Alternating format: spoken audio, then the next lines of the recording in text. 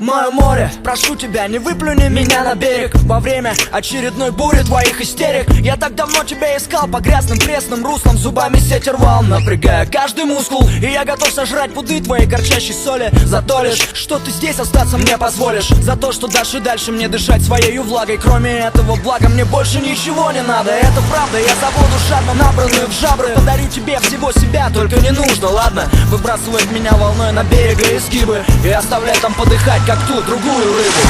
Чистый воздух, как едкий дым, совершенно непригоден для дыхания. Рыбы не живут без воды и не ищут почвы под плавниками. Рыбы не умеют ходить и летать не умеют тоже. Рыбу очень просто убить, лишив того, без чего она не может.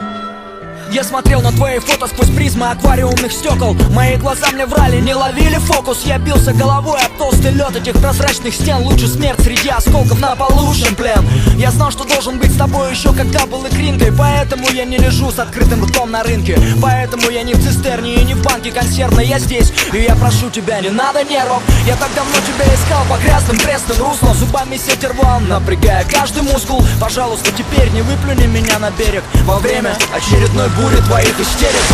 Чистый воздух, как едкий дым, совершенно непригоден для дыхания. Рыбы не живут без воды и не ищут почвы под плавниками.